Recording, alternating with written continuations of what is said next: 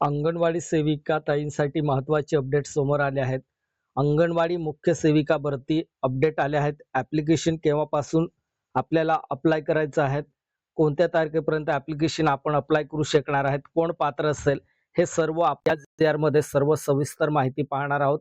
Video शेवटपर्यंत पहा आणि पहिल्यांदा तुम्ही चॅनलवरती आला असेल तर चॅनलला सबस्क्राईब करून घ्या. भरपूर सेविकांनी मला कमेंट केलं होतं, की सर आमचं सुपरवायझरची भरती केव्हा होणार आहेत? किती जागा असेल? कोण पात्र असेल? आणि अर्ज केव्हापासून सुरुवात होणार आहेत? हे सविस्तर आपल्याला बघायचं आहे. तर या ठिकाणी तुम्ही बघू शकता एकात्मिक बालविकास सेवा योजना आयुक्तालय महाराष्ट्र राज्य नवी मुंबईकडून 5 ऑगस्ट 2026 ला हा जी-आर करण्यात आला आहे. प्रति विभागीय उपायुक्त महिला व बालविकास कोकण, पुणे, नाशिक, छत्रपती संभाजीनगर, अमरावती व नागपूर या विभागासाठी ही भरती आहेत. आता हे या ठिकाणी पात्रता सुद्धा देण्यात आली आहे. पात्रता काय असेल आणि अर्ज करण्याची शेवटची तारीख काय असेल, अर्ज कुठे जाऊन आपल्याला करायचं आहे, हे सविस्तर आपल्याला या व्हिडिओमध्ये सर्व माहिती मिळणार आहे.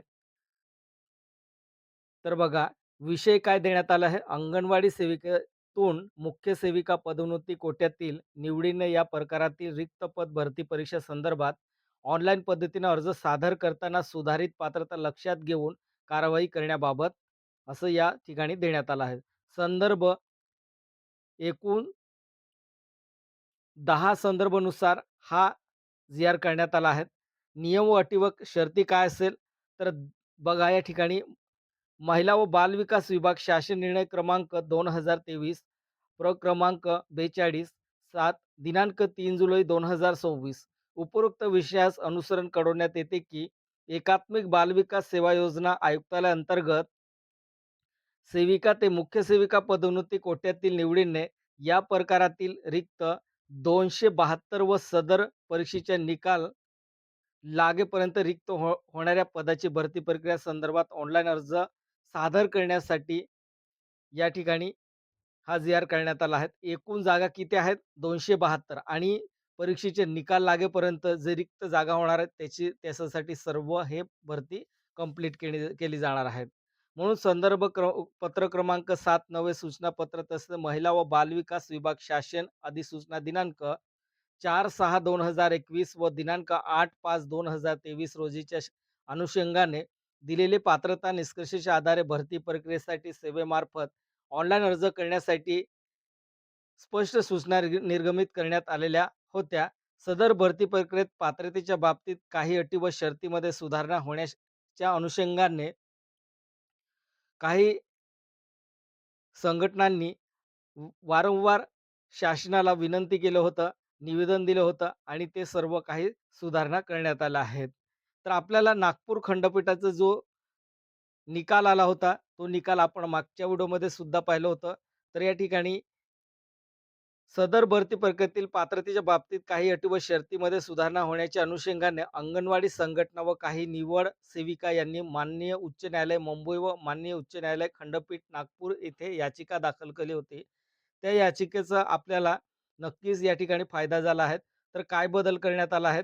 अंगणवाडी संघटना व काही निवड सेविका यांनी माननीय उच्च न्यायालय मुंबई व माननीय उच्च न्यायालय खंडपीठ नागपूर येथे केस दाखल केलेली आहे. त्या अनुषंगाने रिपिटेशन क्रमांक 2147/2023 च्या बाबत माननीय उच्च न्यायालय खंडपीठ नागपूर दिनांक 8/5/2026 रोजी दिलेल्या आदेशात मुख्य सेविका प्रवेशिका या पदाच्या बाबत महिला व बालविकास विभाग अधिसूचना दिनांक 4/6/2021 रोजीच्या सेवा प्रवेश नियमावलीत नियम क्रमांक 7(1) क मधील अंगणवाडी सेविका या पदावर मुख्य सेविका या पदावर निवडीद्वारे वयाची अट 45 वर्ष रद्द केलेली असून संदर्भ पत्र क्रमांक 10 नव्हे हा पत्र सुद्धा आपण मागच्या व्हिडिओमध्ये पाहिलं होतं. या ठिकाणी मुख्य सेविकेचं वयाची अट होती, ती अट सुद्धा रद्द करण्यात आल्या आणि ते पत्र क्रमांक 10 हे सुद्धा आपण व्हिडिओमध्ये पाहिलं होतं.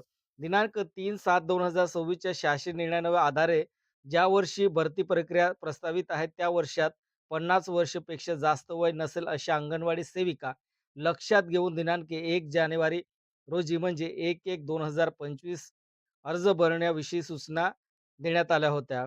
महिला व बालविकास विभाग संदर्भ पत्र क्रमांक 9 दिनांक 10/10/2025 रोजी शासन निर्णयानुसार सुधारित पात्रता निष्कर्षाबाबत सुद्धा सूचना प्राप्त असून हे दोन्ही शासन निर्णयान्वये त्या आधारे ही भरती केली जाणार आहे.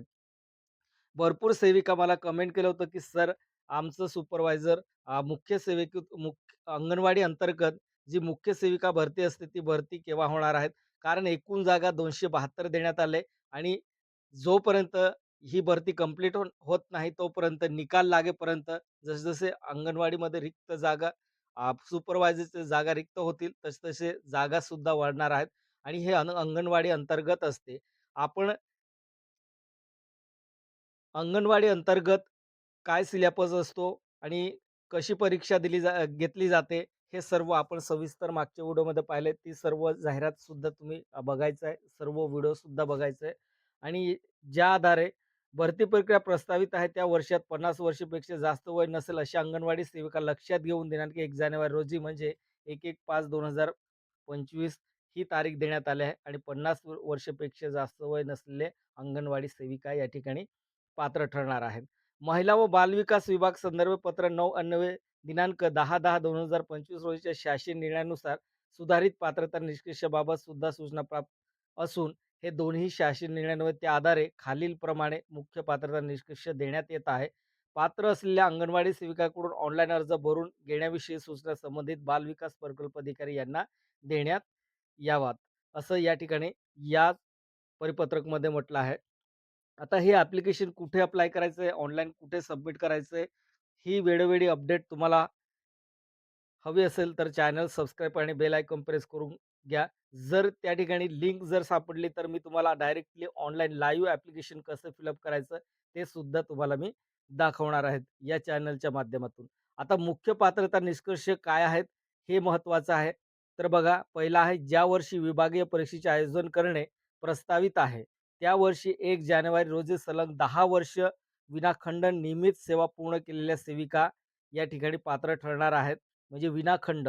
बघा एक तुमचं या ठिकाणी तुमची सेवा चालू असताना खंड पडलेला असेल तर तुम्ही या पदासाठी तुम्ही पात्र ठरणार नाही. जर विनाखंड तुम्ही सेवा दिली असेल, पूर्ण सेवा केली असेल सेविका म्हणून, तर तुम्ही या पदासाठी पात्र ठरणार आहात. 1/1/5/2025 पर्यंत. दुसरा मुद्दा आहे दिनांक 1/1/2025 रोजी वय 50 वर्षापेक्षा जास्त नसेल, म्हणजे 1/1/1975 नंतर जन्मलेल्या सेविका हे लागू राहणार आहेत. 3 नंबर आहे संवैधानिक विद्यापीठाची पदवी धारण करणाऱ्या सेविका पात्र ठरणार आहेत. संवैधानिक विद्यापीठ पदवी धारण करणाऱ्या सेविकाच पात्र ठरणार आहे या पदासाठी. ही एक अट आहे. आणि चौथा आहे मुख्य सेविका प्रवेशिका या पदावर रुजू झालेल्या दिनांकापासून 2 वर्षाच्या आत संगणक अर्हता प्रमाणपत्र व मराठी भाषा उत्तीर्ण होणे आवश्यकता राहील. तसे हिंदी भाषा परीक्षेत 3 वर्षाच्या आत आपल्याला उत्तीर्ण होणे आवश्यकता असेल. तर या ठिकाणी काय अट लावण्यात आले आहेत, मुख्य सेविका किंवा प्रवेशिक या पदावर तुम्ही रुजू झाल्यानंतर तुम्हाला 2 वर्षाची मुदत दिली जाणार आहे. संगणक अर्हता कंप्लीट करण्यासाठी म्हणजे एम-एस-सी-आय-टी.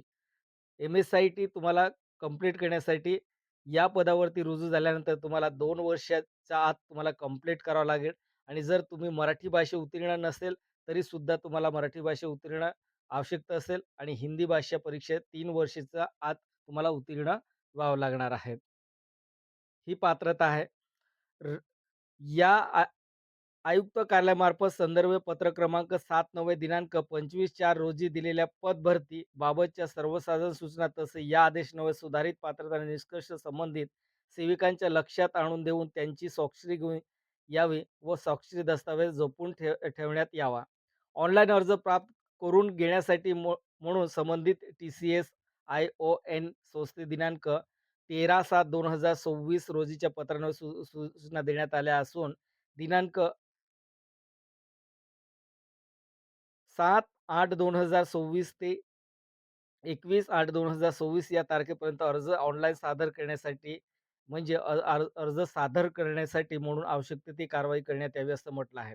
म्हणजे आपण या अर्जासाठी या पदासाठी आपल्याला अर्ज करण्याची तारीख 7 तारखेपासून तर 21 ऑगस्टपर्यंत तुम्हाला अर्ज करता येणार आहेत. अर्ज कुठे करायचं, कोणत्या लिंकवरती जाऊन आपल्याला अर्ज करता येणार आहेत. अर्ज कसे करायचं लाईव्ह तुम्हाला मी दाखवणार आहेत नेक्स्ट व्हिडिओमध्ये. तर तुम्ही चॅनल सबस्क्राईब करून ठेवायचं आहे. TCS आणि IOS संस्थेत हे या संबंधित ही एक्झाम घेतली जाणार आहेत आणि सुरुवात अर्ज करण्याची 7 ऑगस्ट 2026 ते 21 ऑगस्ट 2026 पर्यंत तुम्हाला अर्ज करता येणार आहेत.